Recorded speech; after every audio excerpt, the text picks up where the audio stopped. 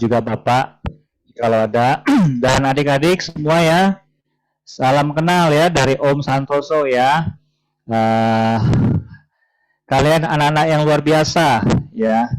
Kalian orang-orang yang menjadi masa depan bangsa ini.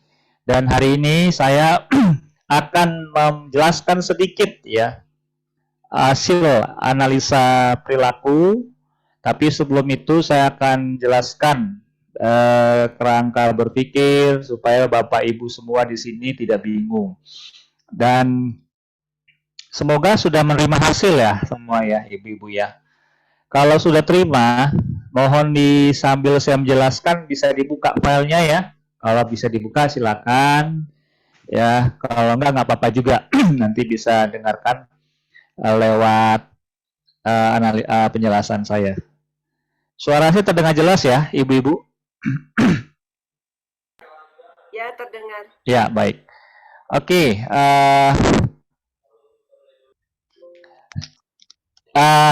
ini adalah kategori respondennya adalah anak-anak ya.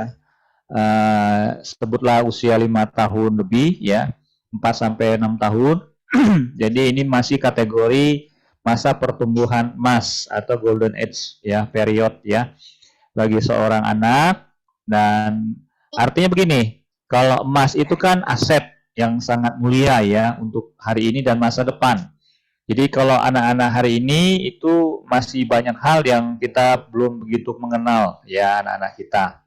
Nah, jadi tes ini dan analisanya ini untuk introduksi awal bagi Bapak Ibu semua agar mengenal anaknya sejak dini. Namun dalam perkembangannya banyak faktor-faktor lingkungan yang akan mempengaruhi. 70% itu akan mempengaruhi ekspresi dari bakat anak-anak yang Bapak Ibu miliki. Nah, apakah itu faktor keluarga paling dekat ya, ayah ibu, faktor lingkungan juga teman-teman sepergaulannya, lingkungan lebih luas lagi. Bahkan juga dunia maya itu akan menjadi teman atau bisa jadi sahabat, apakah sahabat yang baik atau sahabat yang tidak baik. Nah, itu faktor lingkungan. Jadi tes awal ini merupakan peta awal untuk mengenal kekuatan dan kelemahan anak-anak kita. Bahkan bisa melihat prospek studi, ya, prospek studi atau proyeksi studi dan karir mereka. Memang dari hasil tersebut saya tidak cantumkan proyeksi studi dan karir karena masih terlalu dini. Saya akan tekankan lebih kepada bagaimana mengenal kekuatan dan titik kritis anak. Lalu idealnya memang Bapak Ibu sebagai orang tua pun bisa mengenal juga kekuatan dan titik kritis Bapak Ibu agar nanti ketika proses parenting bisa terbentuk sinergi yang harmonis.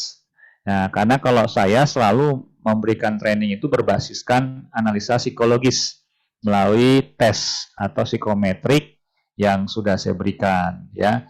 Nah, sekiranya Bapak Ibu nanti mau bisa menghubungi guru-guru pelita bangsa karena materi hari ini selalu menyinggung orang tua. Ya, keberhasilan parenting bukan hanya kepada anak loh, hati-hati Bapak Ibu ya. Keberhasilan parenting itu sinergi antara orang tua, ayah, ibu dan anaknya ya. Jadi kita harus paham benar bahwa proses parenting ini adalah satu hubungan atau hubungan yang dekat ya, engagement yang baik antara orang tua dan anak.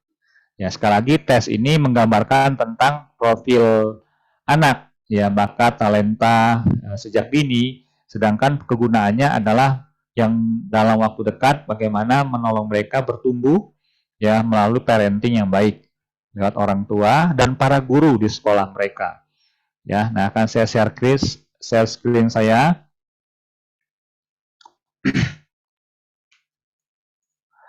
Kan ya, Bu Maria, slide saya? Ya, kelihatan. Ya, jadi ini yang akan kita bahas, ya saya lewat saja. Nah, sebagai review sedikit bahwa parenting itu adalah kata kuncinya mengasuh anak. Anak siapa ya? Anak kita gitu ya.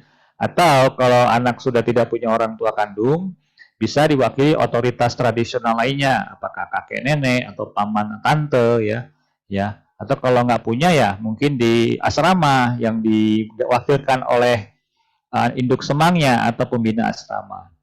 Ya, nah di sini saya perlu kasih tahu Bapak Ibu sekalian, jadi pola mengasuh ini adalah pertolongan sebenarnya, pertolongan orang tua kepada anak. Nah, ada satu dasar penting bahwa anak-anak yang kita peroleh hari ini di rumah kita itu adalah titipan Tuhan. Ya, jadi kita sebagai pembina diberi kepercayaan membina anak-anak hari ini ya dari Tuhan ya, sehingga kita sense of belonging kita memang oke, kita memiliki sense of belonging, rasa memiliki, tetapi kita juga harus menyadari bahwa Tuhan yang Maha Kuasa itu menitipkan kepada kita, sehingga kalau kita memandang anak kita sebagai titipan, kita harus memberi rasa hormat yang lebih kepada Tuhan, Sang Pencipta anak kita. Ketika kita berpikir demikian, maka kita akan menghormati anak kita, menghargai anak kita, mengasihi anak-anak kita, baik kelebihannya maupun kelemahannya. Ya, jadi mari kita masukkan dalam berpikir kita bahwa mereka dititipkan, ya. Dan kita diberi kepercayaan sebagai pembina, ya. Nah, untuk apa? Ya, untuk penemuan identitas diri anak melalui temperamen dasar. Nah, ini penting. Ini temperamen ini dari tes itu kelihatan. Ya, nanti akan saya jelaskan. Lalu bakat, talenta, kemudian dikelola secara proporsional. Artinya di sini berdasarkan rentang usia pertumbuhan. Nah, kalau sekarang usia pertumbuhan 1 sampai 5 atau 6 tahun yang ada di depan mata kita itu anak-anak kita, ya. Kita harus bisa membedakan dengan anak-anak, mungkin Bapak Ibu sudah punya anak yang remaja, ya remaja awal, misalnya 10 tahun sampai 13, remaja tengah dan sampai remaja akhir, ya. Atau juga mungkin sudah ada dewasa awal, ya. Nah, jadi itu berbeda sekali. Nah, kemudian tujuannya untuk mencapai target atau pencapaian kesempurnaan dan kemaksimalan diri. Nah, jadi di sini ukurannya apa? Ya, ukuran kesempurnaan, kemaksimalan diri itu berbeda untuk setiap anak. Nggak bisa kita samaratakan. Ya, jadi berbicara tentang kapasitas. Ya, kalau satu botol itu punya daya tampung itu 1 liter, maka maksimal air diisi ke botol tersebut adalah 1 liter. Lebih maka dia akan tumpah. Ya, kalau kurang dari 1 liter, maka tabung itu tidak maksimal dalam kegunaannya.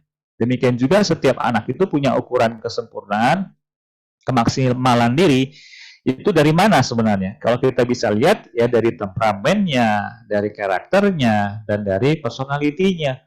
Ya, ditambah juga dia memiliki cita-cita apa. Ya, ditambah faktor spiritualitas, itu juga akan sangat mempengaruhi ukuran yang kita buatkan kepada anak kita. Nah, ada 4 peran atau bagian dalam pola asuh. Pengasuh, pertama pengasuh. Ya, siapa pengasuhnya?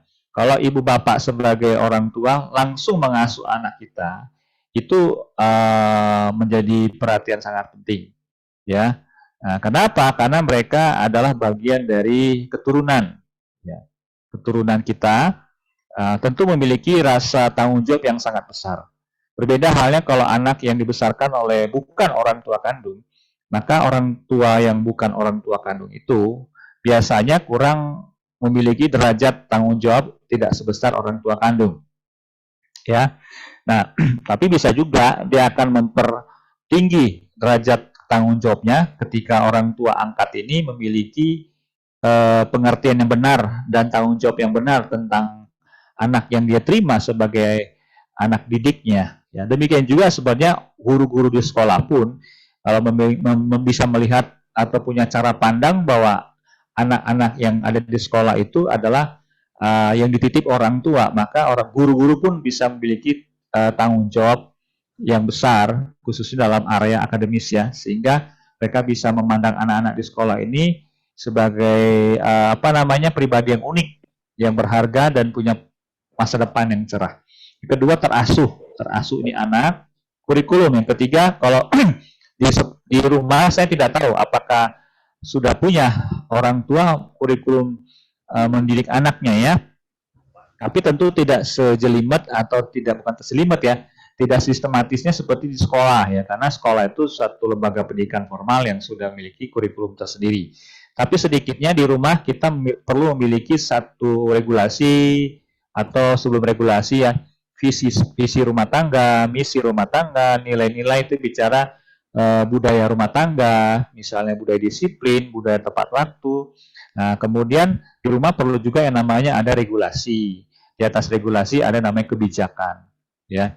Nah, ini harus disepakati oleh kedua orang tua karena kalau enggak akan terjadi yang namanya dualisme kepemimpinan nantinya ketika kita membina anak kita dengan segudang regulasi tetapi tidak disepakati oleh orang tuanya. Ya, jadi perlu sekali kesepakatan. Yang keempat, semua orang punya personal life journey ya.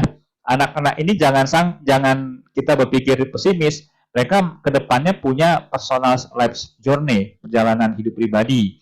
Ya, sekarang kita melihat mereka seperti ini ya. Seorang anak yang bernama Albert Einstein di usia di bawah 10 tahun dianggap anak yang aneh. Ya, dia jarang masuk ke ruang kelas.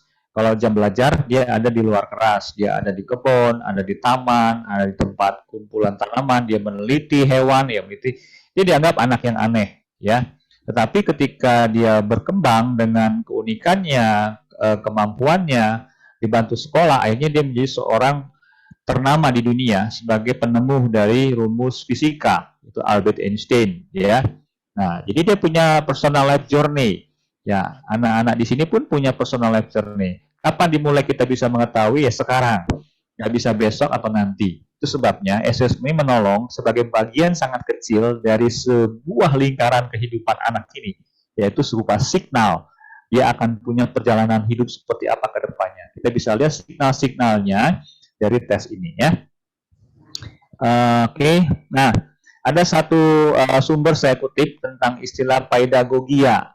Ya, pedagogia itu dipakai dalam zaman Yunani, ya, yang mengandung arti pergaulan anak-anak, ya, pergaulan anak-anak. Oke, ya, pergaulan anak-anak. Jadi pedagogia ini dalam ilmu pendidikan pedagogi ya disebut ya. Digunakan dalam zaman Yunani untuk menunjukkan itu tentang budak yang sedang mengawasi pendidikan anak majikannya. Jadi budak mengawasi pendidikan anak majikannya. Hal tersebut termasuk mengantarkan anak ke sekolah atau ke tempat latihan mengasuhnya dan membawakan perbekalannya seperti membawakan alat musik.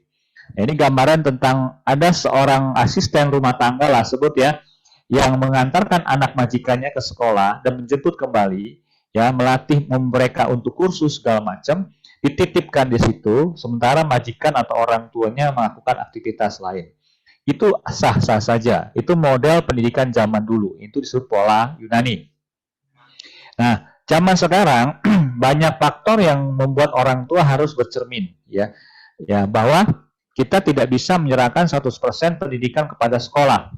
Justru orang tua harus memiliki bobot lebih yang besar, 80-20 atau 70-30% perbandingan antara peran orang tua dan guru di sekolah.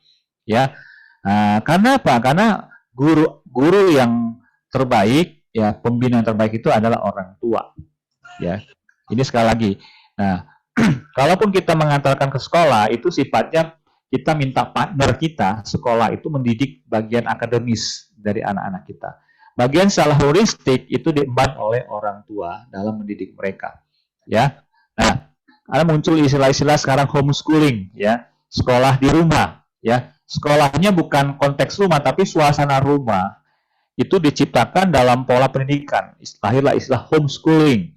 Jadi anak-anak bisa belajar dengan suasana kekeluargaan, dibimbing oleh orang tuanya sebagai guru atau meminta guru lain datang mengajar homeschooling itu. Atau ada PKBM ya, pendidikan luar sekolah namanya PKBM.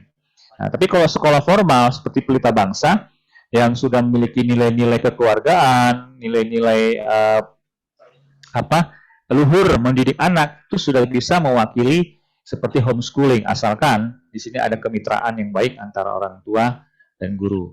Jadi di sini ada 3 peran. Kalau di pengertian ini, orang tua, asisten, dan guru harus bekerja sama.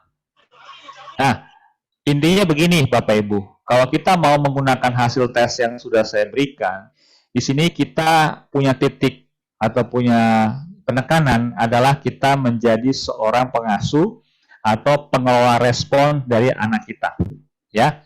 Nah, ini tolong diperhatikan di sini. Jadi ibu bapak di sini mengelola respons, ya.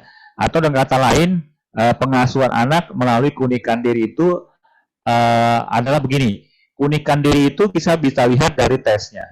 Nah, kita sebagai orang tua, kita dipanggil menjadi mentor, menjadi pembina, bisa jadi coach, bisa jadi konselor, bisa jadi trainer, tergantung kekuatan kita apa.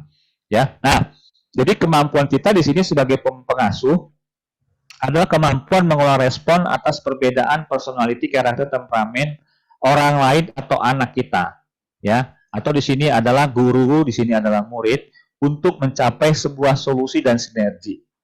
Jadi parenting yang saya buat di sini adalah cukup berbeda dengan yang lain, karena basisnya adalah analisa psikologi, maka kita akan melihat manfaatnya adalah bagaimana hasil tes itu menolong kita bisa mengelola respon anak-anak kita. Ya, sekali lagi, mengelola respon anak-anak kita yang dilihat dari personalitinya, dari karakternya, dari temperamennya. Ini berbeda Bapak Ibu semua, 3 hal ini berbeda ya, untuk mencapai sebuah solusi. Nah, misalnya bagaimana meningkatkan motivasi belajar anak? Ya, itu solusinya apa gitu ya. Nah, kita bisa lihat dari warna-warna hasil tes, merah, kuning, hijau, ungu yang Bapak Ibu sudah terima. Lalu di sini juga untuk mencapai sebuah sinergi.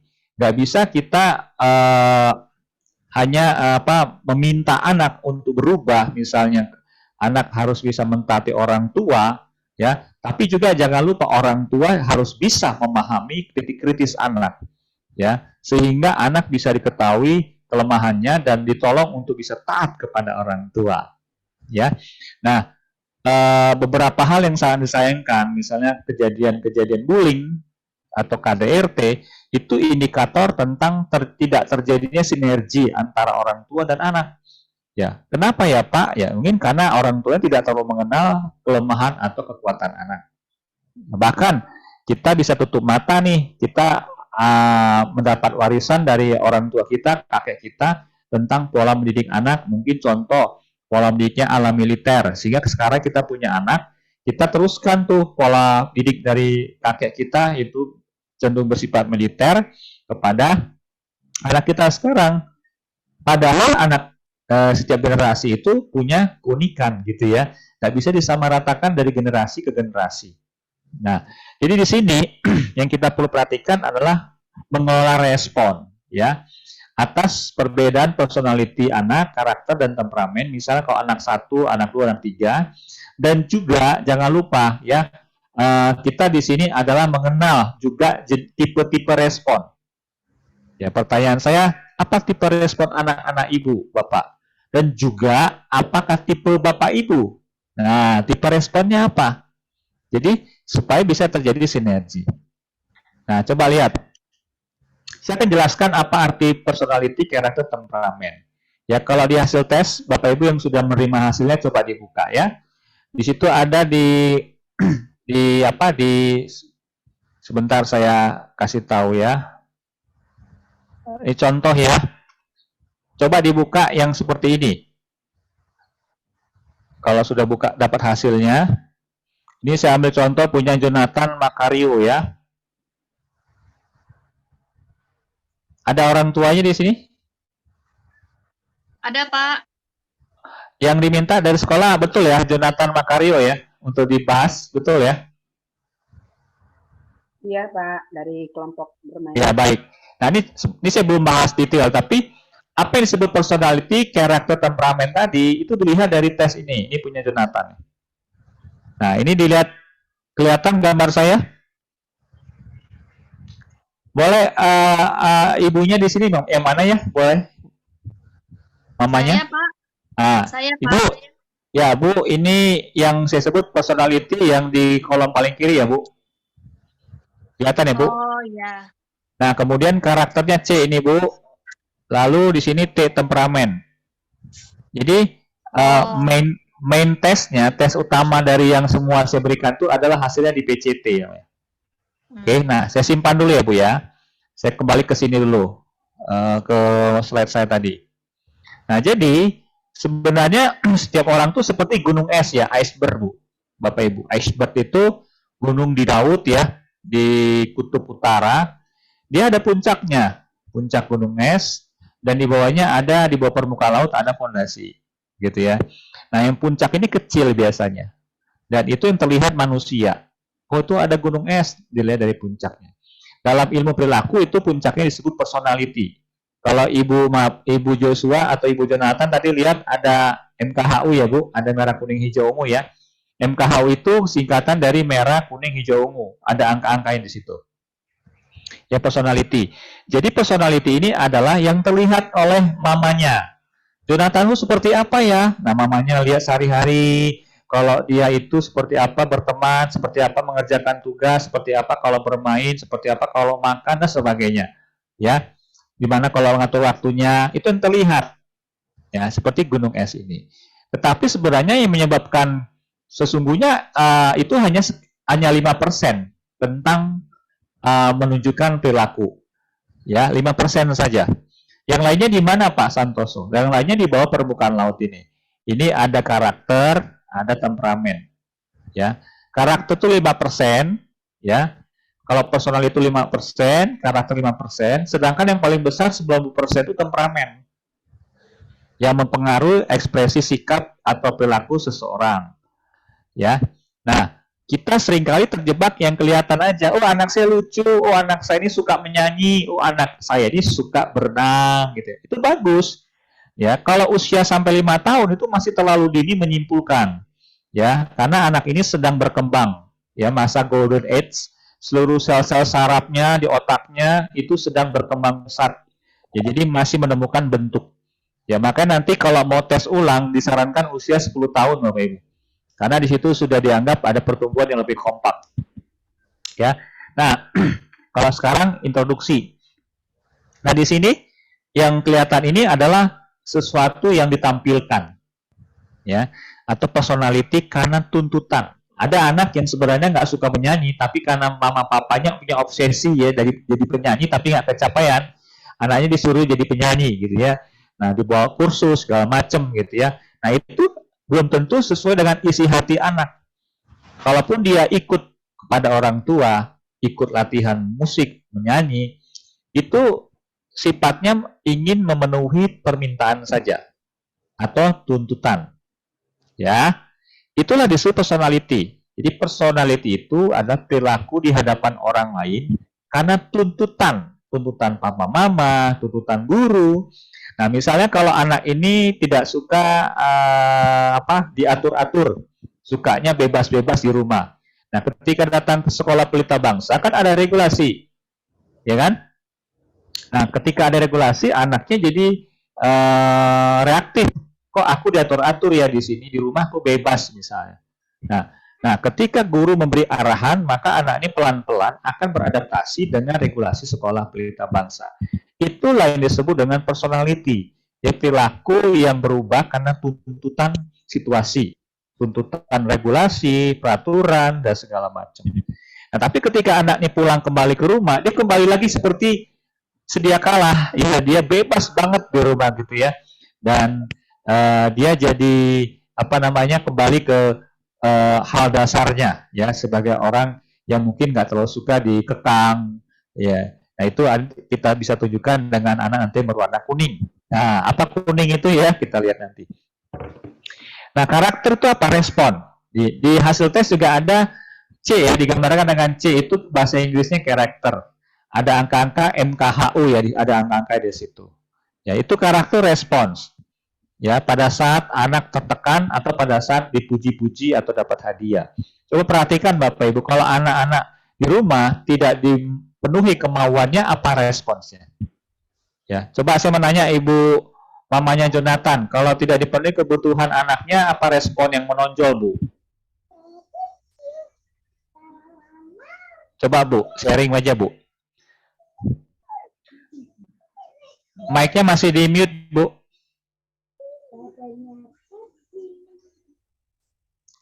Kalau Jonathan lebih sering nurut, ya. Nurut ya? Ya, diberi pengertian, dia bisa mengerti. Oh, jadi ada satu case nggak kalau dia misalnya berespon reaktif itu emosional. Dia marah-marah gitu ya? Oh, marah-marah. Itu kondisi apa bisa membuat marah? Kalau marah-marah biasanya lebih sering kalau berantem sama kakaknya, misalnya dia berebut mainan. Oh, gitu Itu ya. aja sih, Pak. Tapi kalau misalnya dia punya keinginan atau apa, diberi pengertian, dia anaknya bisa. Oke, baik. Ya, Heeh. jadi itu karakter. Jadi karakter itu respon. Makasih Bapak Jonathan. Respon di bawah tekanan seseorang itu seperti apa? Ya, biasanya usia sampai 5 tahun, 6 tahun itu sangat reaktif ketika di bawah tekanan. Ya, bahkan sampai usia 11 tahun atau transisi menuju remaja itu 12 tahun, mereka sangat reaktif. Jadi nggak heran, jangan malah dimarahin ya. Kenapa? Karena secara otak pada usia sampai 12 tahun, ada bagian otak manusia namanya amigdala, Bapak Ibu. Amigdala itu punya peran kontrol emosi seseorang. Jadi ketika dia berkembang neuron-neuron atau sel saraf di otak, maka dia anak sangat reaktif meresponi tekanan barang orang situasi yang dia temui. Misalnya mamanya marah-marah, kalau usianya seperti sekarang 5 tahun 6 tahun ini, dia cenderung lebih cepat bereaksi. Nah, umumnya anak-anak seperti itu karena di dalam otak mereka amigdalanya lagi berkembang. Ya. Nah, beda kalau anak usia menginjak 12 tahun, 13 tahun itu masa remaja awal. Mereka sudah mampu bernalar, sudah mampu menganalisa. Kenapa? Karena otaknya sudah berkembang di bagian otak lain yang namanya otak depan. Ya, otak depan tuh otak analisa, menalar. Ya, menalar. Sementara otak amigdala tadi yang mengontrol emosi, perkembangannya um, sementara lambat. Sebaliknya yang berkembang pesat di usia 12 tahun ke atas itu otak depan atau otak nalar namanya. Ya. Nah, jadi karakternya cenderung emosional, ya.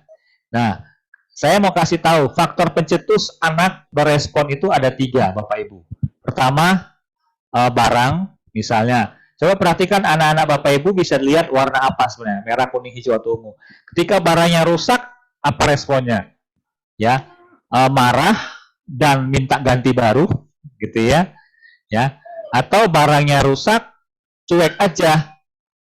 Emang gua pikirin gitu, ya.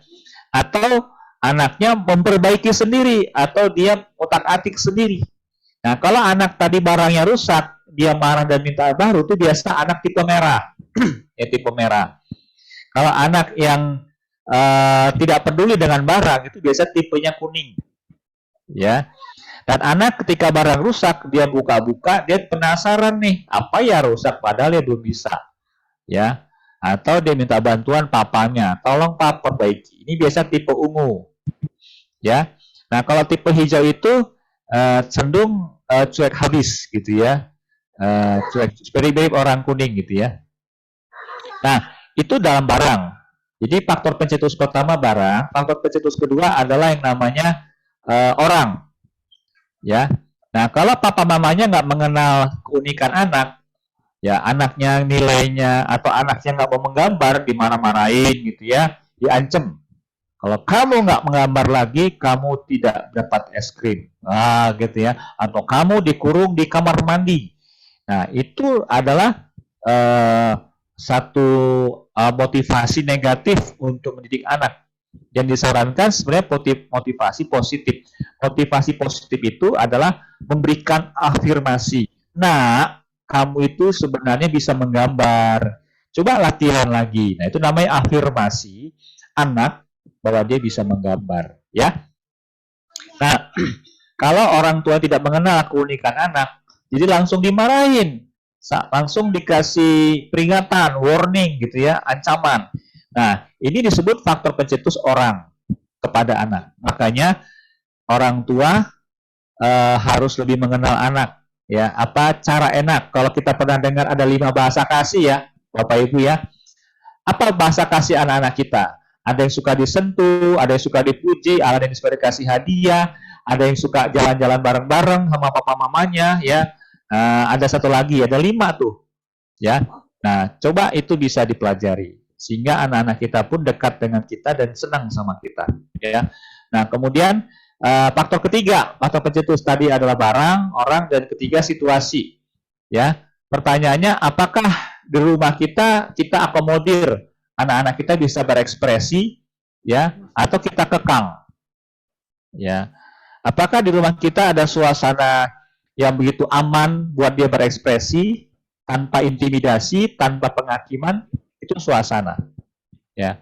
Atau di rumah kita punya peraturan nggak, ya, di rumah masing-masing, ya.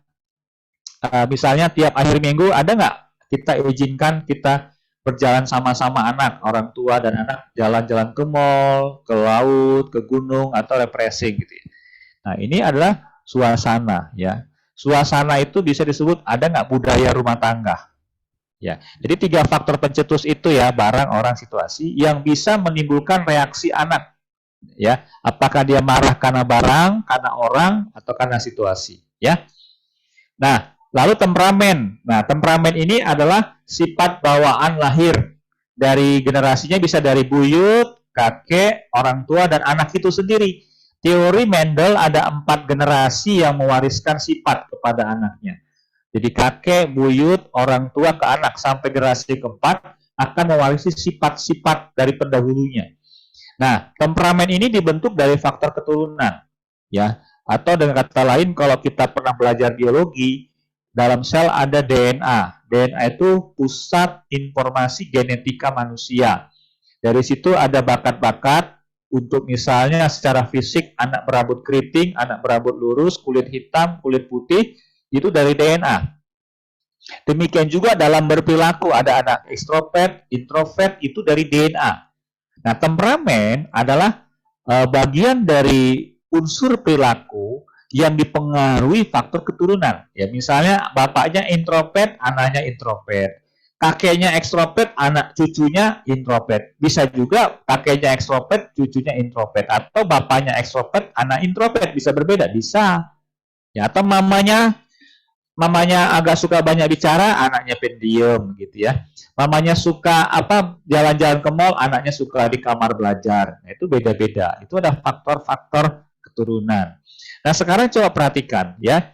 Dari personality, karakter, temperamen ya, dengan warna merah, kuning, hijau tadi, ada 1296 tipe respon. Nah, banyak ya, 1296 tipe kepribadian atau tipe respon. Ya. Jadi kalau kita pakai ke anak-anak kita, maka ada 1296 tipe respon anak-anak. Sekarang papa mama seperti apa tipenya? Ya. Jadi tugas kita sebagai mentor, sebagai pembina adalah mengelola respon anak. Ya, apa yang dikelola? Perbedaan respon tadi kan. Nah, jadi di sini Bapak Ibu, untuk kita bisa menjadi seorang pengelola respon anak dalam parenting, pertama kita harus mengenal tipe respon diri kita sendiri. Kita warna apa ya? Merah, kuning, hijau, PCT-nya apa ya? Nah, anak kita juga dikenal tipe responnya apa. Ya. Nah, sehingga kita bisa memberikan solusi. Ya, misalnya ada tipe anak yang dia semangat belajar kalau dipuji-puji.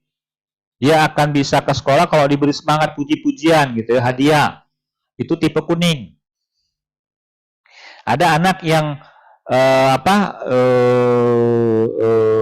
dia akan bangkit belajar kalau diberi tantangan. Misalnya, Budi atau Jonathan, kalau kamu hari ini sampai hari Jumat kamu bisa sekolah dan tepat waktu mengerjakan tugas, maka kamu akan diberi hadiah oleh papa. Nah, itu kalau dia langsung respon, itu tipe merah. Dia akan kejar. Karena tipe merah ini suka tantangan. Sementara si kuning tadi tipenya suka dipuji, gitu ya. Nah, lalu anak warna ungu. Ini anak yang detail. Suka mengobrak-abrik barang, otak-atik barang, suka tanyanya banyak banget. Ma, kenapa bumi bulat? Ma, kenapa bumi nggak lonjong? Ya, gitu ya. Nah, kenapa air laut itu banyak? Ya. Nah, kenapa kita ini lahir dari suku Jawa? Nah, itu tipe-tipe warna ungu ya. Nah, motivasi mereka, cara mereka untuk bisa semangat adalah memberikan mereka pekerjaan atau hal-hal yang detail, yang yang akurasinya tinggi, ya. Mungkin disuruh berhitung 1 sampai 10, ya. Disuruh kumpulin barang-barang dia di rumah apa aja, ditulis atau belum bisa menulis, ya diingat itu namanya anak warna ungu. Kalau warna hijau, ya, dia biasanya tipenya dia kerjasama, ya. Misalnya kita minta anak kita menyapu, nggak bisa kita biarin dia nyapu sendiri. Biasa anak tipe hijau bilang begini, ayo Budi, yuk kita sapu halaman rumah yuk. Nah, sama-sama, papanya pegang sapu satu, anaknya pegang sapu lainnya. Itu tipe hijau, ya, karena dia tipikalnya dimotivasi dengan kerjasama. Ya, seperti itu. Oke, jadi responnya apa? Ya, kita akan lihat ya. Jadi Bapak Ibu, sebelum saya presentasikan hasil, yang penting solusi di sini. Ketika parenting, solusinya apa? Ya, solusi itu kan jalan keluar. Apakah persoalannya persoalan temperamen, persoalan karakter, atau persoalan personality, ya, atau persoalan lainnya. Ya, jadi bukan penekanan pada masalahnya. Yang kedua, dalam mengasuh anak, sinergi, bukan keseragaman. Sinergi itu yang kuat menanggung yang lemah. Ya, kelebihan warna merah, seorang yang berani, dengan kelemahan warna hijau itu yang penakut, kerjasama supaya merah hijau bisa mencapai target dengan bekerja sama, ya. Jadi di sini sinergi orang tua ayah ibu terhadap anaknya. Makanya perlu dikenal tipe temperamen ayah ibu dan anak. Nah di sini Bapak Ibu sekalian, jadi dasar pengelolaan atau parenting anak adalah pertama kemampuan berespon kepada anak-anak kita. Ya, kita punya kemampuan berespon. Ada 2 macam respon Bapak Ibu, ya. Pertama, respon yang responsif itu namanya respon yang dewasa, respon yang benar. Di mana ketika anak-anak kita mungkin agak sulit dibina, kita tidak emosional, tidak marah, atau apalagi sampai kita melakukan tindakan-tindakan fisik, itu respon namanya responsif. Artinya, kita menganalisa dulu nih, kenapa anak saya cengeng ya? Kita cari penyebabnya. Nah, ada yang kedua responnya namanya respon reaktif. Anak nangis, orang tua malah marah menjadi-jadi. Nah, itu namanya reaktif. Di mana orang tua dikendalikan emosi lebih besar daripada nalarnya. Sedangkan respon responsif tadi, nalarnya lebih besar dari emosionalnya. Kebalikannya. Ya. Nah, biasanya yang cenderung lebih berpotensi respon reaktif itu warna apa? Kuning dan hijau. Kuning dan merah. Ya. Sedangkan yang lebih berespon responsif itu warna ungu dan hijau. Ya, kenapa, Pak? Nah, kita lihat nanti ya. Kedua, bersinergi. Yang ketiga, bersatu. Ya, ini dasar pengelolaan daripada manusia. Nah, ada 4 macam reaksi orang tua terhadap anak. Ini yang pernah saya sampaikan ya. Studi kasus Ravenhill ya. Dengan ukuran ada parameter kontrol dan parameter kasih atau cinta kasih. Ya, di sini dikatakan kalau parameter kontrol itu dari sumbu X yang mendatar ini 1 sampai 100. Sedangkan cinta kasih itu adalah dari 0 sampai 100 yang parameter sumbu Y atau yang tegak berdiri. Nah, di sini ada 4 macam reaksi orang tua terhadap anaknya ketika anaknya punya hal tertentu yang punya masalah ya, yang dipandang orang tua tidak oke, tidak baik. Pertama, permisif. Permisif ini serba membolehkan. Ya, adalah orang tua yang penuh ketakutan ya, atau tidak aman. Kalau kontrolnya rendah, tapi cinta kasihnya tinggi 100. Kelebihan. Jadi apa yang mau anak diberikan. Supaya anak saya nggak main-main keluar di rumah aja. Oke, dikasih main PS banyak-banyak, dikasih izinkan buka video di gadget lama-lama waktunya. Itu adalah ciri permisif. Ya, dimana kontrolnya rendah tapi cinta kasihnya terlalu over. Permisif namanya. Ya, jadi tidak aman bagi orang tua anaknya. Maksudnya gini, anak tidak aman main di luar gitu ya. Nah, yang kedua adalah mengabaikan. Di sini kondisinya orang tua yang meninggalkan atau mengabaikan. Kalau dia cinta kasihnya 0, lalu kontrolnya juga 0. Jadi sama sekali orang tua meninggalkan. Inilah namanya anak kehilangan pola asuh, ya. Anak kehilangan pola asuh. Nah, hati-hati anak-anak yang tidak diasuh orang tua, mungkin di asrama atau dimanapun, kalau dia tidak mendapatkan asuhan yang tepat, maka dia merasa diabaikan. Apalagi anak-anak yang Kalau kita lihat kasihan sekali anak-anak yang dibuang, itu ciri-ciri dari kontrolnya nol dan kasihnya nol ya, diabaikan. Lalu yang ketiga otoriter. Di sini adalah ukurannya dia kontrolnya 100% tapi cinta kasihnya nol. Maka anak menjadi kaku dan anak dikekang seperti dalam penjara ya. Di sini orang tua memiliki pengaruh yang 100%. Nah, ini tanpa melihat bakat anak, tanpa melihat PCT atau personality, karakter temperamen anak. Sehingga anak mudah sekali jadi pemberontak. Coba perhatikan ya Bapak Ibu yang bisa mengamati anak-anak Bapak Ibu semua. Yang keempat adalah otoritatif. Di sini ada idealismenya di mana kontrol 100% dan ada cinta kasih orang tua 100%. Disinilah orang tua yang disebut orang tua bersahabat kepada anaknya. Di sini orang tua mengenal kekuatan kelemahan anak ya dan bakat ke depan seperti apa dan akhirnya bisa tahu cara mendidik mereka. Oke. Nah. Ya. Ini saya bilang tadi ya.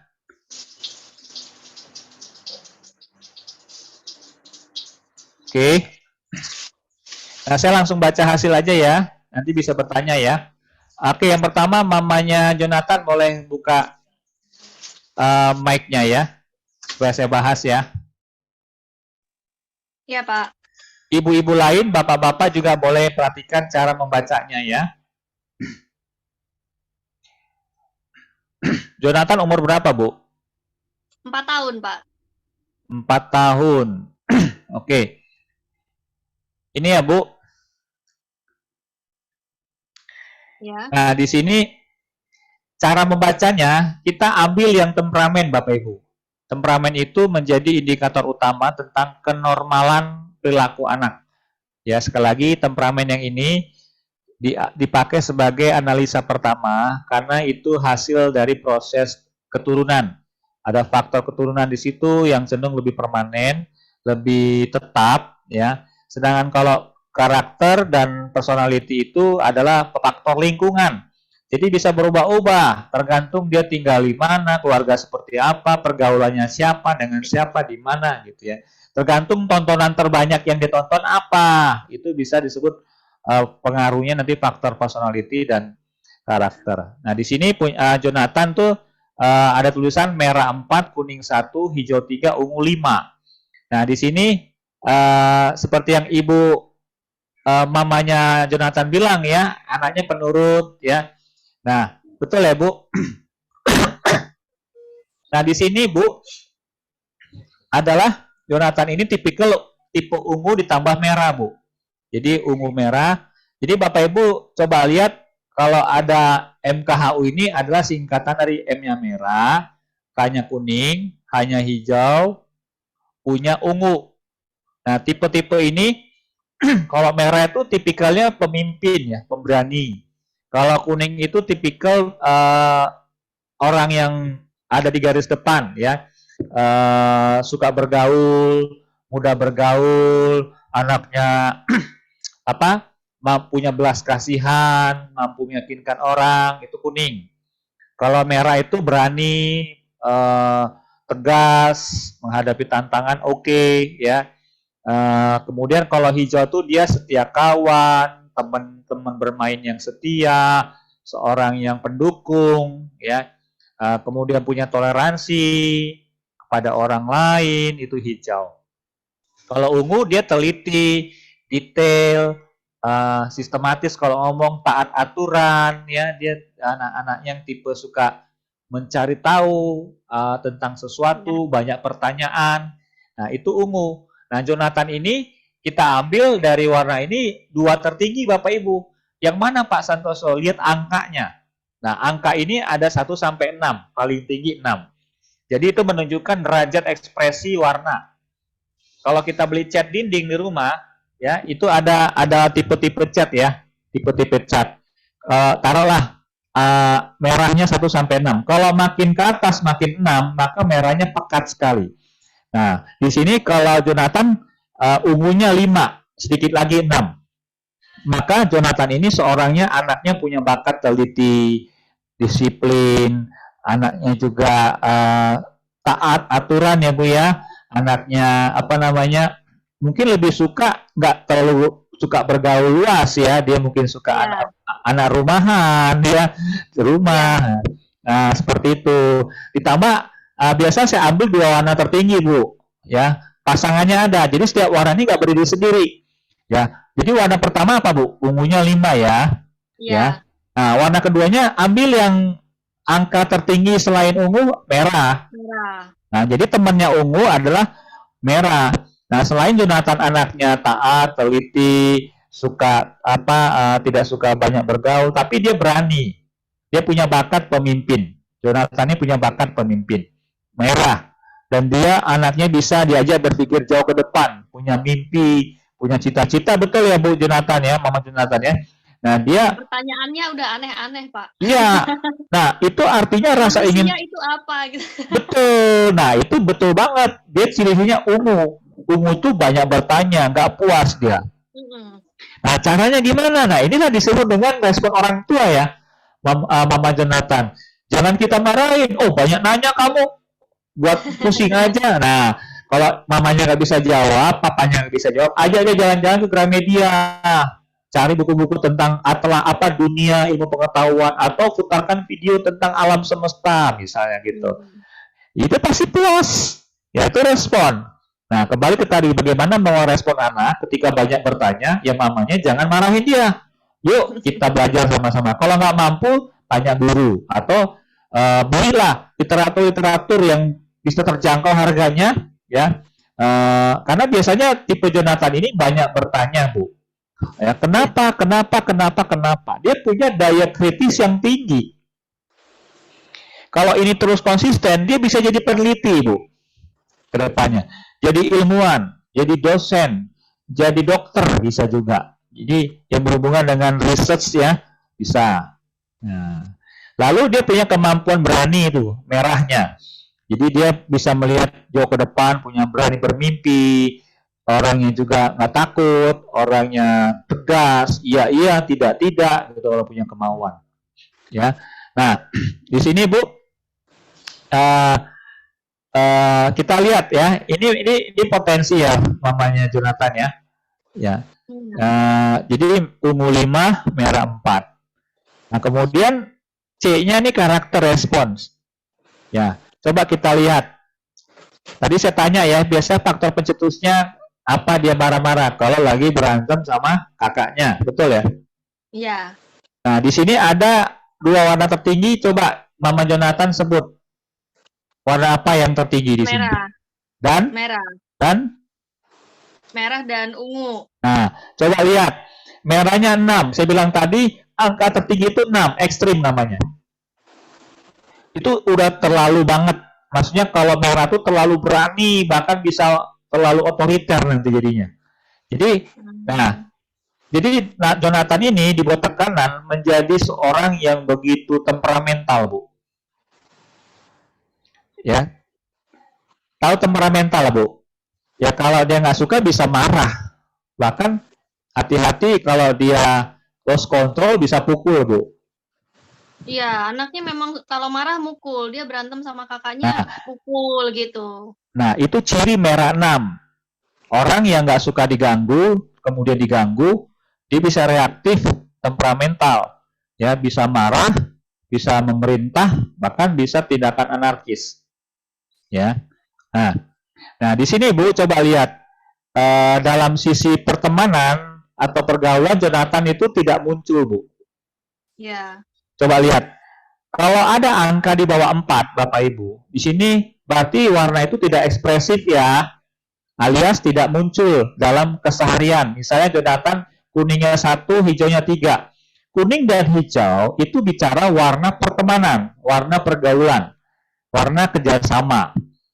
Nah, di sini Jonathan itu memang kurang suka bergaul, ya, kurang punya jaringan sosial yang luas, ya, sehingga akhirnya kemampuan kerjasamanya perlu ditingkatkan, kemampuan empatiknya perlu diasah, Bu, kemampuan caring, perhatian perlu ditingkatkan, Bu, ya. Nah, apalagi di botak kanan, ditambah merahnya naik, dia bisa hati-hati ya, maksudnya perlu diarahkan saja ya Bu ya, diarahkan untuk mengendalikan emosi ya. Nah, kemudian personality Mama Jonathan. Ini tadi saya bilang adalah perilaku anak karena tuntutan atau situasi yang membuat dia harus berperilaku. Nah, ternyata di sini apa dua warna tertingginya Mama Jonathan? Merah sama ungu. Sama dengan T-nya nggak? Tapi ada hijau. Iya. Ya, nah bedanya apa? T hijaunya naik 1 ya. Iya. Nah, jadi di hadapan orang, Jonathan ini bagus nih, mulai muncul pertemanan. Jadi sifatnya situasional, Bu. Ya, situasional aja, nggak menjadi jati dirinya. Ya, situasional tertentu, dia orangnya teliti, dia orangnya suka berteman dan juga berani. Ya, karena ada pertemanannya di hijau tadi. Dia bisa bekerja sama juga, anaknya terkadang bisa setia kawan juga, ya. Toleransi juga ada. Tapi ketika dia kembali ke kamar tidur lagi ke rumahnya, dia kembali ke ini lagi, Bu. Hijaunya nggak muncul lagi. Seperti itu ya. Jadi itu keaslian diri namanya temperamen. Udah? Nah, sekarang di sini ada analisa psikologis ya. Saya lompat ke kolom paling kanan. Ya, di sini ada Jonathan itu seorang yang sangat berorientasi pada tugas dan sensitif pada permasalahan, Ibu. Ya, coba Ibu amati deh kalau ada hal yang kurang bagi dia, biasanya dia ngapain? Kenapa Kritis. Pak? Gimana Pak? Maaf. Kalau dia ada yang kurang dalam diri dia kritis nggak?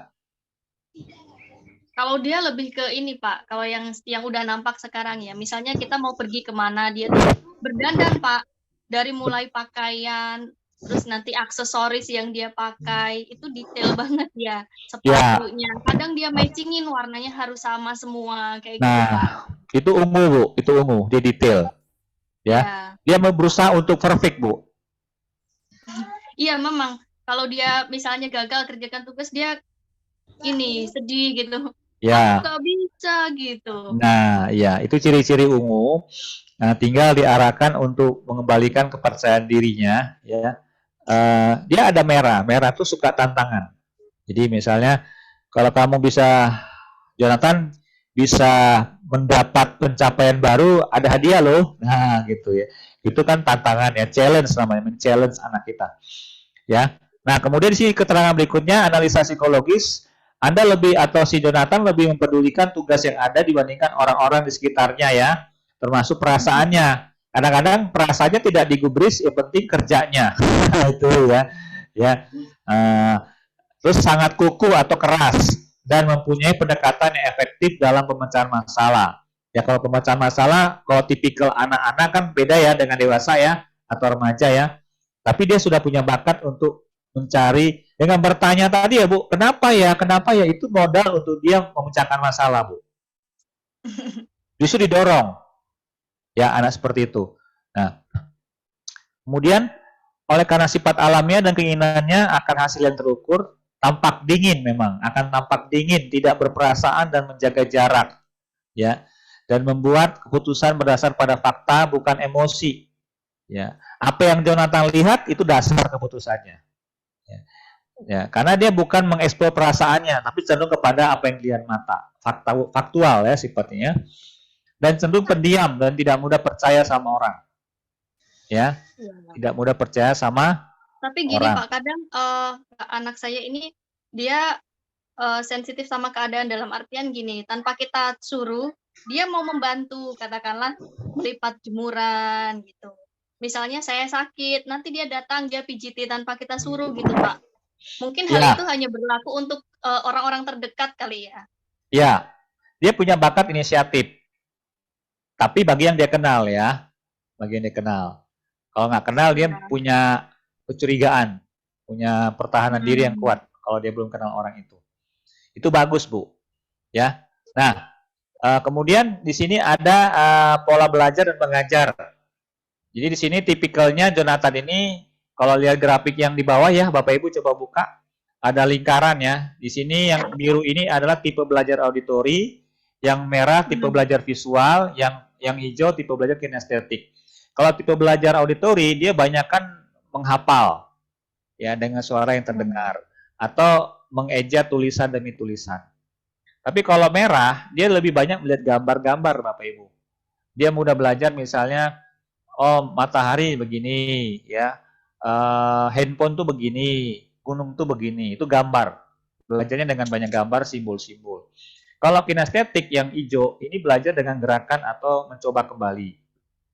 Ya, nah memang anak usia sampai 5 tahun umumnya kinestetik, misalnya bagaimana mengenal handphone ya, kita bawakan handphone, ini handphone nak, pegang, oh handphone, ini kue nak, ini kue apa serabi, oh ini serabi ya, bagaimana cara menyapu rumah, oh ya kan, ini langkah-langkahnya itu kinestetik.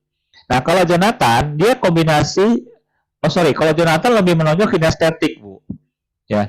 Jadi kalau dari tes warna tadi itu relevansinya positif. Dia ungu, biasanya ungu itu kalau nggak merah hijau. Nah, kalau dalam belajar si Jonathan ini dia kalau nggak percaya dia coba kembali bu. Kalau dia nggak yakin, mamanya bilang ini kue lemper. Ah, yang bener mah. Dia pegang lemper, dia makan. Oh ya lemper, nah itu kinestetik namanya. Gitu ya. Kalau auditori beda. Dia omongin aja, ini kue lemper. Ya, kue lempar, aku suka. Nah, nggak perlu dipegang, percaya aja. Itu auditori. Ya, kalau visual dengan melihat. Dilihat dari jauh. Nggak perlu dipegang. Kalau Jonathan dilihat dan dipegang, Bu. Iya, Pak. Nah, itu kinestetik. Contoh kayak orang masak air di dapur ya, Bu ya.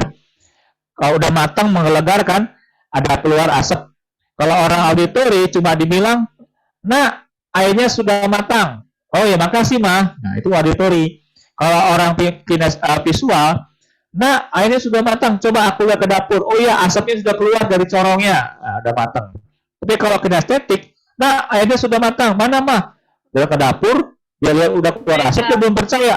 Dia belum percaya, dia pegang pinggiran dari tekonya. Oh iya udah panas. Nah itu kinestetik. Jadi yang paling akurat dalam mendapat hasil itu orang kinestetik biasanya.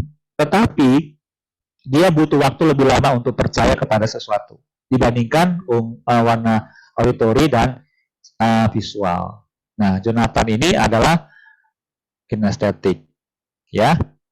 Nah, di sini cara belajarnya, jadi ibu banyak memberi gerakan contoh bu di rumah, mengajarkan tentang ketaatan, nggak cukup teori, harus diberikan contoh. Gitu ya. Nah, untuk para guru di Pelita Bangsa pun tentu bisa mengenal tipikal Jonathan ini, dia butuh alat peraga banyak untuk mengerti sesuatu, ya. Karena dia kinestetik. Apakah termasuk gini, Pak, kalau menulis, kalau kakaknya dulu kan hanya melihat saya menulis, misal menulis huruf A atau angka 2. Saya nulis angka 2, dia lihat angka 2. Oh, dia udah tahu caranya, langsung bisa. Nah, tapi kalau Jonathan ini nggak bisa. Dia harus tangannya saya pegangin. Betul. Ini angka 2. Nah, itu baru dia bisa. Itu ya, itu partisipasi harus ada. Yang harus nyoba sendiri, Bu. Itu kinestetik. Ya. Dia rasain sendiri, dia pegang, disentuh sendiri, baru dia percaya. Nah, kalau orang visual cukup nih, angka 2, gambarin. Udah, 2, gitu. Ya. Nah, kemudian di sini ada MI. MI itu multiple intelligence. Jadi Jonathan itu menonjol dalam 2 hal, Bu. Dalam kecerdasan itu ada 8 ya. Linguistik itu kecerdasan bahasa, kedua logika matematis, yang ketiga visual spasial, ini kayak daya hayal ya, imajinasi itu. Ya. Kinestetik itu yang tadi saya jelaskan sama, musikal. Kemudian ketiga, keenam antar pribadi, bergaul, kecerdasan bergaul. 7 intrapribadi, kecerdasan memperbaiki diri ya. Kalau dia salah, dia cepat mengenal kesalahan dan memperbaiki. Itu intrapribadi. Sedangkan natural itu kecerdasan dalam relasi dengan alam, ya, alam dan seni. Ya, oke. Di sini Jonathan paling kuat itu linguistik dan musikal. Ya, ada 40 dari skala 10 sampai 100. Ya, 1 sampai 100 poin. Nah, jadi menonjol itu linguistik dan musikal. Jadi ada passion musik juga saya lihat di sini, dan dia mampu memiliki daya komunikasi bahasa ya. Jadi kemampuan berkomunikasi dia juga punya, sistematika kalau ngomong ya. Nah, dia bisa atur sedemikian. Betul ya, nggak sembarangan ngomong dia. Cerita. Nah, iya itu ciri-ciri ungu tadi Bu. Nggak sembarang nggak asal bunyi ya, nggak asbun ya. Mikir dulu baru ngomong gitu. Nah, itu ciri-ciri Jonathan. Oke, nah di sini bisa dibaca ya, Ibu. Oke, ini juga ada indikator penilaian, tujuan, emosi, persuasi, kemampuan mempengaruhi ya persuasi ini, apresiasi, pujian, nilai bagi organisasi, bagi sekolah, bagi rumahnya, kecenderungan sikap, di bawah tekanan, ketakutan akan, dan kiat meningkatkan. Ya, oke. Nah ini punya Jonathan bisa dibaca ya. Ya itu dulu ya Bu. Nanti kalau bertanya bisa di next time ya. Sekarang saya beralih ke berikutnya. Siapa ya yang tadi saya sebut itu? eh Sebentar, saya udah catat namanya. Aaron ya. Ada di sini Aaron. namanya? Iya, Aaron. A- Aaron. tulisannya Aaron ya Bu. Iya, Aaron. Mamanya mana di sini? Ini Melda. mamanya di sini Pak Santo. Oh, Ibu Melda. Apa kabar Bu? Ini saya kenal sama orangnya ini mah.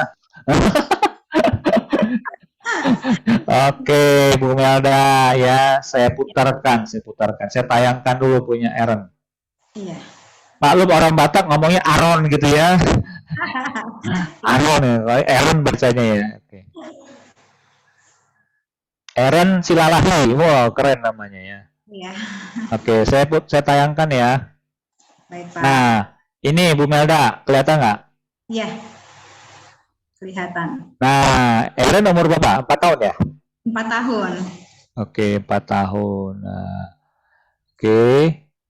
Nah, kayaknya Bu Melda udah pernah belajar ini ya. Iya dulu. Oke. Jadi Aaron ini tipikalnya kita lihat kuning 6, merah 4. Bapak Ibu saya ulang lagi bisa belajar yang lainnya ya. Warna tertinggi di temperamen, selalu lihat terlebih dahulu temperamen karena ini dipengaruhi faktor keturunan, lebih bersifat permanen dan tetap. Sedangkan karakter dan personality lebih bersifat berubah-ubah karena faktor lingkungan yang mempengaruhinya. Nah, Aaron ini seorang yang kuning 6, merah 4. Ya, jadi beliau lagi anak Bu Melda ini adalah suka bergaul ya, pintar meyakinkan orang, persuader ya. Ini cocok jadi pedagang nih Bu. Ya. Ya, kemudian apa? Dia punya banyak teman. Kemudian dia empatik tuh. Dia suka empatik ya sama orang lain ya. Perasaan dengan orang tuh gampang terenyuh gitu ya. Tapi juga dia berani karena merahnya 4. Ya, merahnya 4. Nah, jadi tipikalnya ini seorang yang punya teman, mampu meyakinkan orang, berani ya, punya target. Nah, analisa psikologinya ada di sebelah kanan, Bu. Ya. Di sini seorang pemimpin integratif. Ya, wah keren nih. Yang bekerja dengan dan melalui orang lain. Ya, jadi dia seorang pemimpin yang punya pengikut, Bu, punya tim. Beda dengan pemimpin di belakang meja yang hanya memerintah sana sini di belakang meja. Tapi kalau Jonathan ini kalau jadi pemimpinnya turba itu turun ke bawah. Ya turun ke lapangan, yuk kita kerjakan ini. Dia memerintah, dia kasih arahan, dia punya target dan bisa mobilisasi orang lain. Karena dia punya kemampuan bergaul dan meyakinkan dan dia punya target. Ya. Nah, jadi kalau dalam sekolah dia jadi ketua kelompok bagus tuh. Ya. Kelompok bermain catur, bisa catur kayak. Dia jadi pemimpin atau kelompok kebersihan, dia cocok jadi leader. Ayo. Nah, ya. Nah, kemudian di sini dia ramah, memiliki perhatian tinggi dengan orang lain, mempunyai kemampuan memperoleh hormat dan penghargaan dari berbagai tipe orang. Ya, melakukan pekerjaan dengan cara bersahabat. Nah, ini bagus. Tipikal anak-anak tuh begitu. Ya, anak-anak tuh punya teman dan punya sahabat, maka dia bisa gampang mengajak sahabatnya untuk melakukan sesuatu. Ya. Baik dalam mencapai sasaran ya, maupun meyakinkan pandangan Aaron kepada orang lain. Ya. Jadi, kalau dia punya pendapat, dia sebenarnya punya bakat untuk mudah meyakinkan orang. Ya. Tidak begitu memperhatikan hal kecil.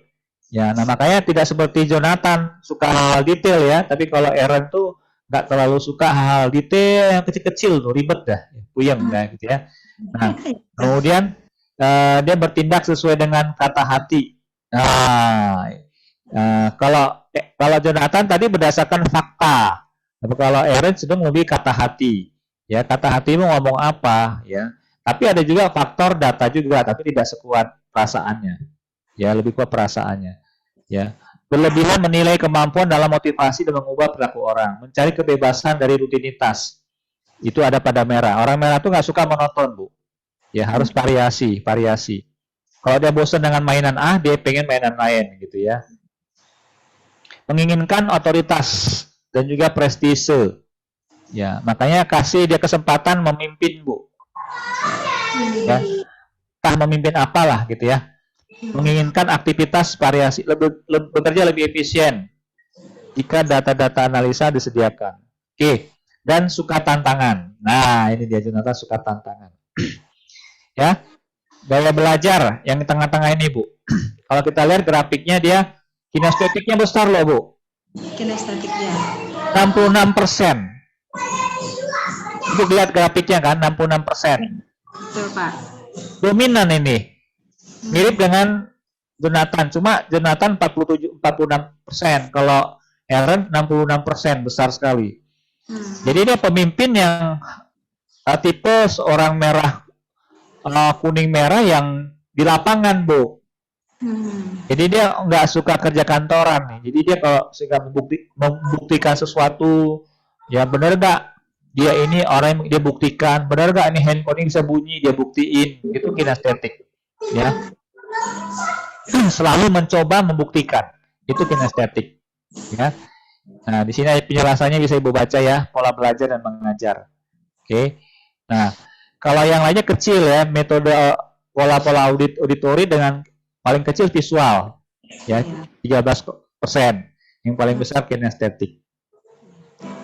Nah, multiple intelligence yang menonjol itu kinestetik, Bu. Jadi benar-benar Jonathan ini tipikal pelaku, Bu. Pelaku ya. Bukan seorang ilmuwan tapi praktisi, itulah kira-kira, ya. Kalau dia ada tulisan persuader, dia pedagang ulung namanya. Ya, seorang yang persuader ulung, ya.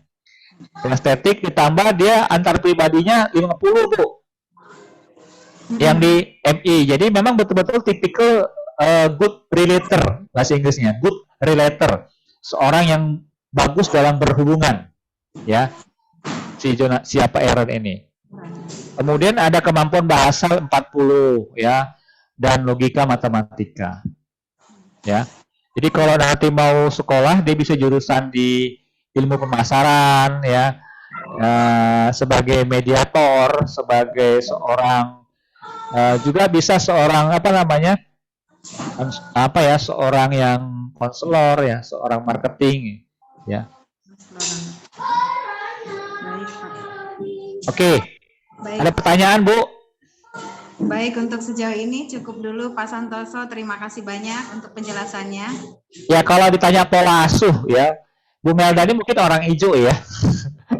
Ya. Jadi pola asuhnya tipikalnya dikasih apa ya? Respon, ya, pola responnya Ibu adalah Ibu harus izinkan dia punya banyak teman. Karena itulah menjadi warna dirinya dia. Baik. Ya, tapi tentu Ibu batasin lah, nggak mungkin dia nggak istirahat kan. Ya. Ya. Jangan kaget nanti satu hari temannya lebih banyak dari teman Ibu. Ya, Ya. seperti itu. Ya, jadi itu pola responnya. Responnya juga dalam keberanian. Ya, kalau dalam mencoba sesuatu yang baru, Ibu harus izinkan. Jadi misalnya dia nemu barang baru nih, biarkan dia pegang dulu. Oh, ini barang, itu namanya kinestetik. Kalau enggak dia bisa reaktif, ya bisa marah, ya, bahkan bisa nggak suka lagi dengan hal yang baru itu. Itu hati-hati, ya. Oke, itu dulu ya sementara ya, Bu, ya. Baik, Pak. Terima kasih Pak Santoso. Sama-sama, Bu. Yang terakhir ini Pasca, ya. Ada mamanya sini? Apakah betul namanya Nathanael Pasca Saputra? Iya, Pasca. Nathanael Pasca Saputra, ya, Bu? Saputra.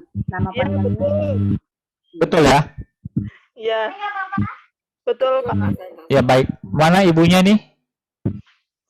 Iya, ya ini dipanggil. Ya, enggak apa-apa. Oke. Mama Pasca ya. Ya.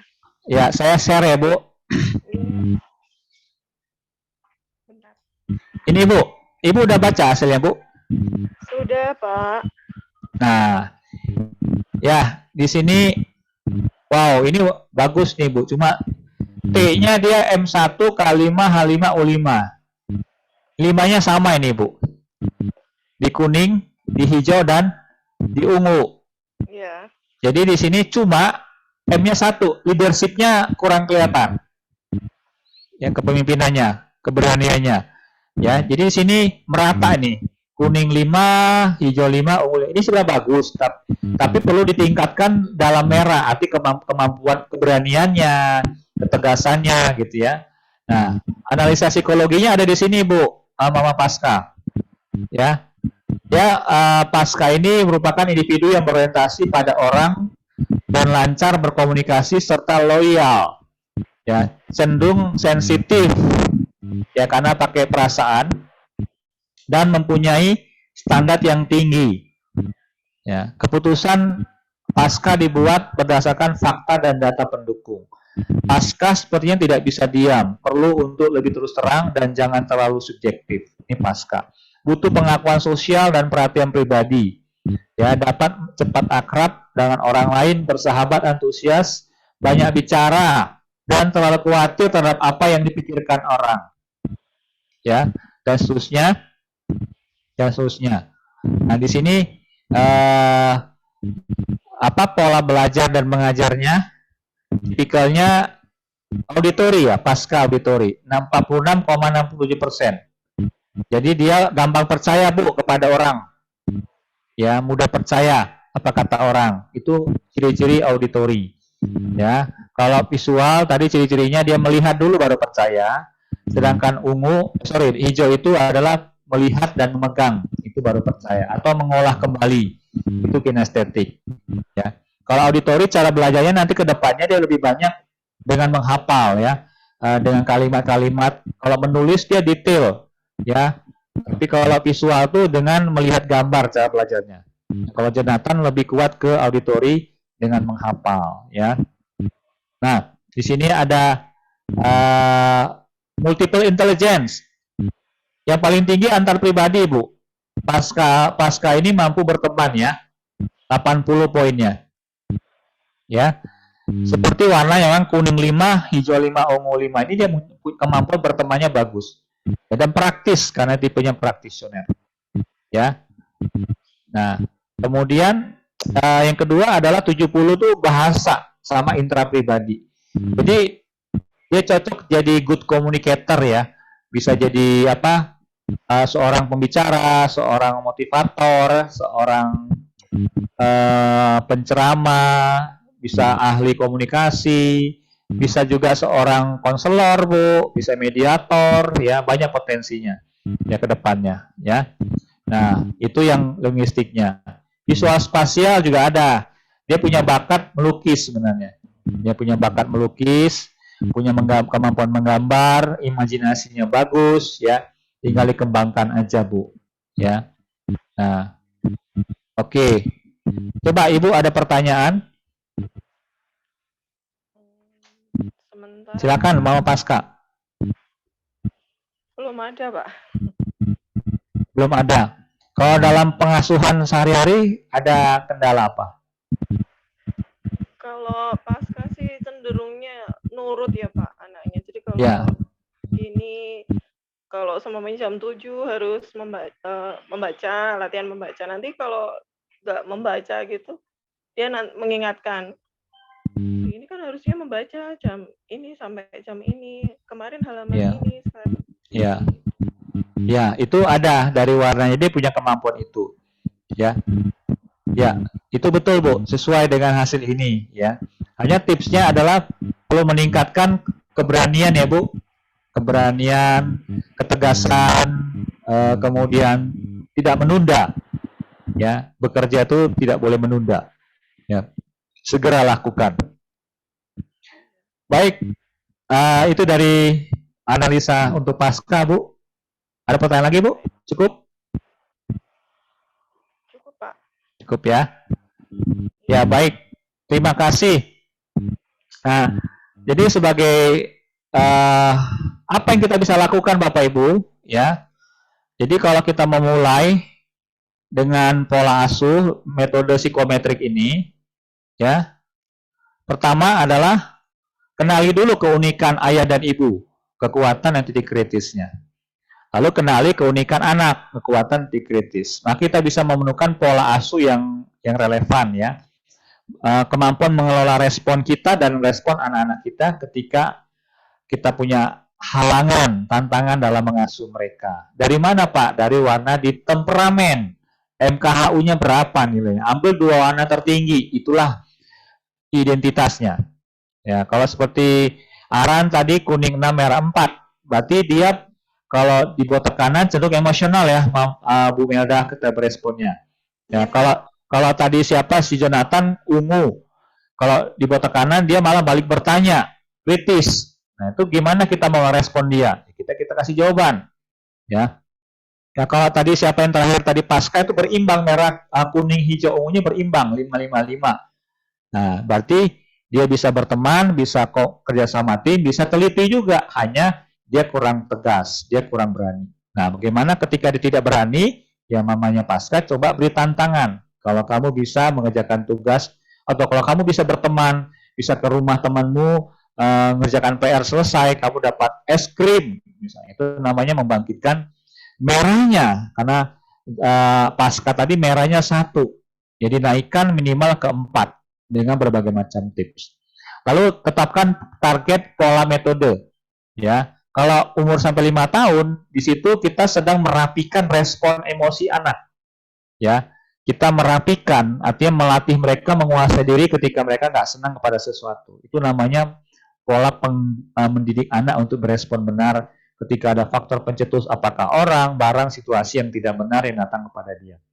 Metodenya apa? Nah, metodenya sebaiknya memberi teladan. Metodenya memberi teladan. Jadilah teladan bagi anak-anak. Karena anak-anak itu peniru ulung.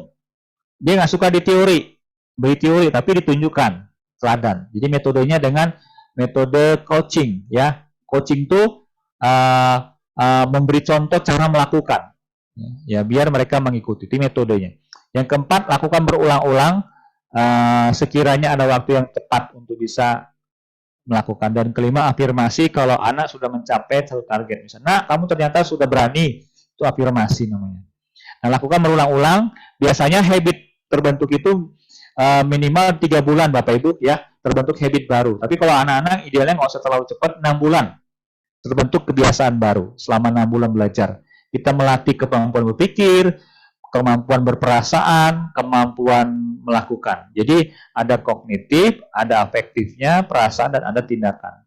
Itu lakukan berulang-ulang sampai 6 bulan ke depan, sesuai dengan target. Misalnya melatih ketelitian, melatih respon benar, kerjasama tim, berani menghadapi tantangan, setia kawan, itu bisa dilakukan. Ya, baik, itu yang bisa saya sampaikan untuk saat ini. Ibu atau Miss Pita, silakan kalau ada pertanyaan atau apa. Ya, terima kasih Pak Santoso, pemaparannya luar biasa. Hasil Ya, Bu. tes pemetaan kali ini benar ya, apa yang kenyataan anak-anak kita bisa tergambarkan dari hasil tes tadi. Saya yakin ya para orang tua, iya, diteguhkan ya, oh benar anak saya seperti itu. Luar biasa ya. Mungkin ada orang tua yang lain yang beberapa menit lagi ya, 5 menit barangkali, yang barangkali bertanya dari hasil pemetaan yang ibu-ibu atau bapak sudah lakukan, mungkin bertanya dalam waktu ini. Saya beri kesempatan. Saya Miss ya, Mom Faiza. Oh iya, Mom Faiza.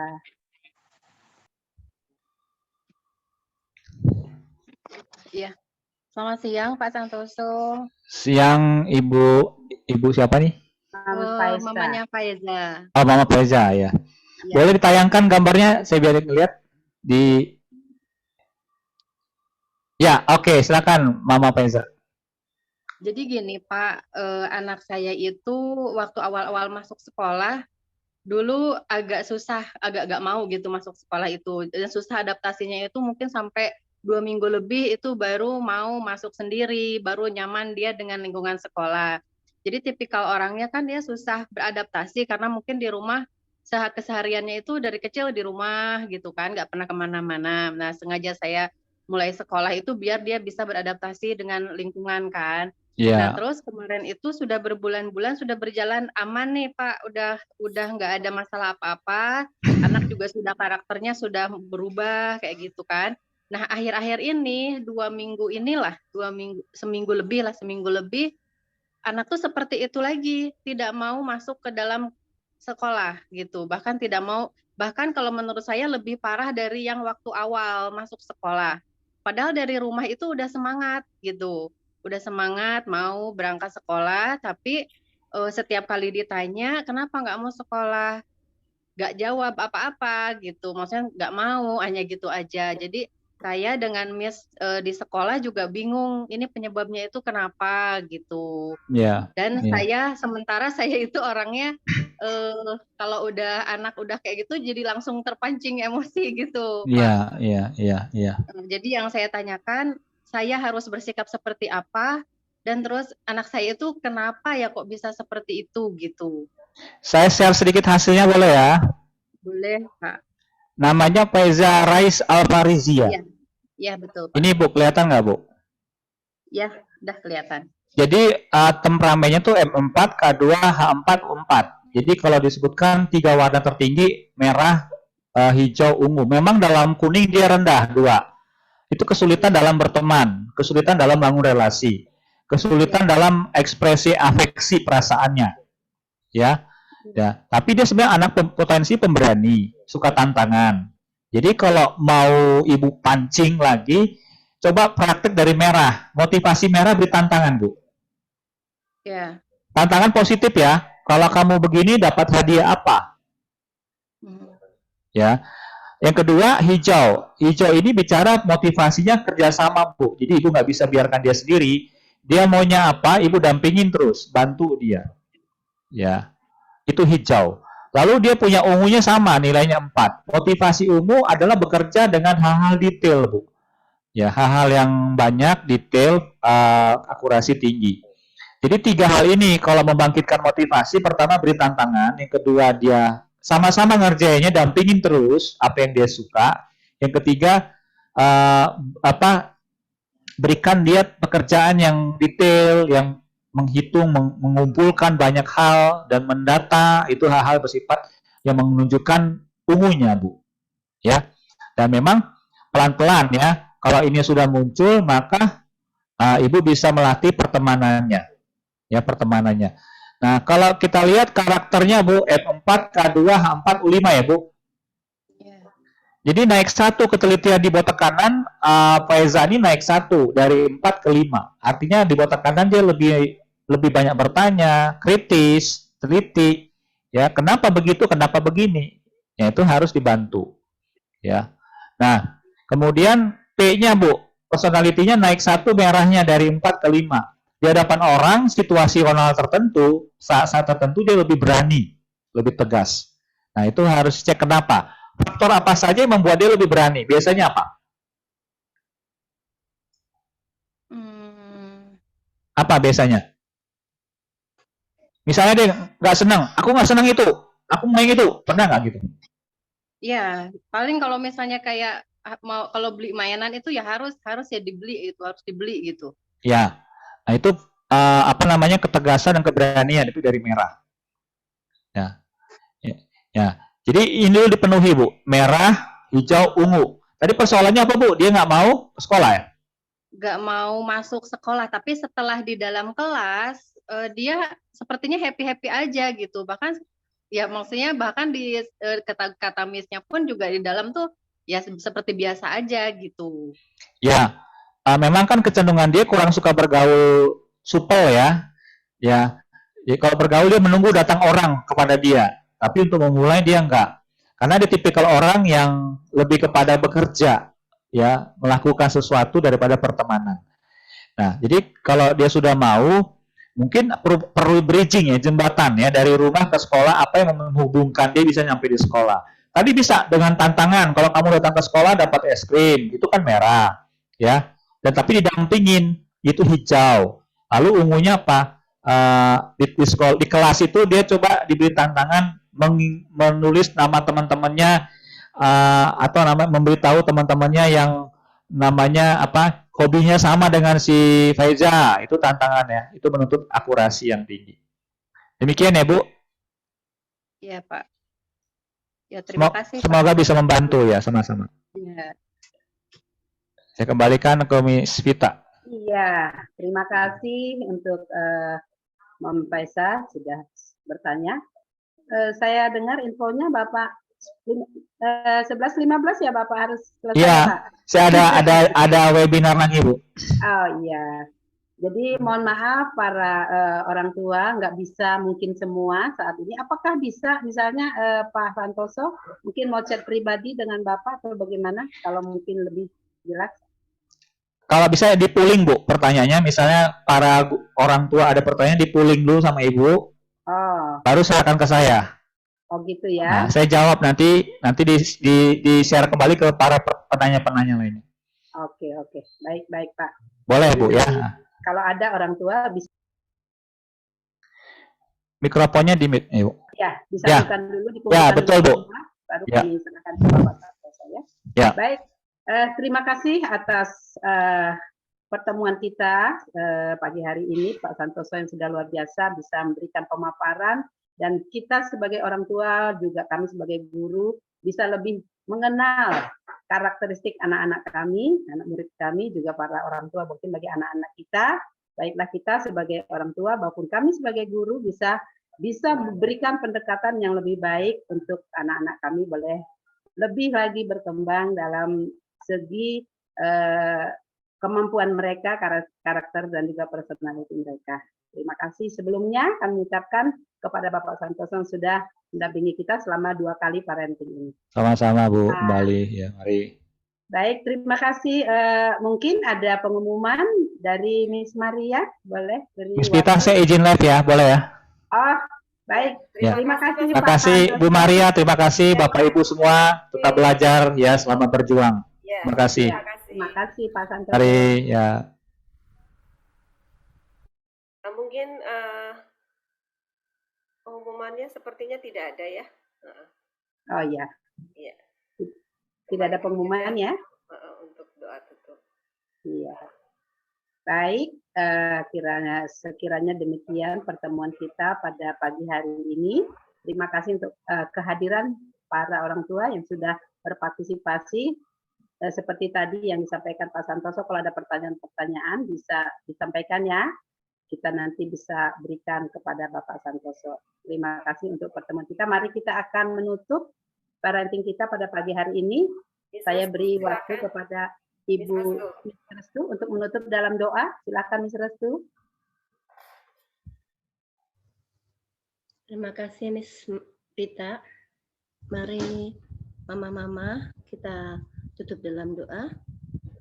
Bismillahirrahmanirrahim. Alhamdulillahirrahmanirrahim. Ya Allah, terima kasih atas karunia-Mu. Acara parenting kelas TK Pelita Bangsa sudah kami lakukan, kami bicarakan apa yang narasumber berikan kami selaku orang tua, guru-guru mendapatkan ilmu yang bermanfaat. Kami dapat mendidik anak-anak didik kami jauh lebih baik lagi. Kami mengucap syukur juga untuk narasumber Pak Santoso yang membagikan karakter hari ini. Semoga Pak Santoso mendapatkan berkah yang melimpah. Kami juga para orang tua, guru-guru diberikan kesabaran untuk mendidik anak-anak didik kami jauh lebih daripada yang kami harapkan. Ya Allah yang Maha Pengampun, ampunilah kami atas perbuatan, perkataan, lisan kami kepada anak-anak kami. Ya Allah yang Maha Besar, berikanlah kami kelancaran untuk kegiatan selanjutnya. Kami selalu berdoa kepadamu. Robbana atina fid dunya hasanah wa fil akhirati hasanah wa qina adzabannar. Walhamdulillahirabbil alamin. Amin.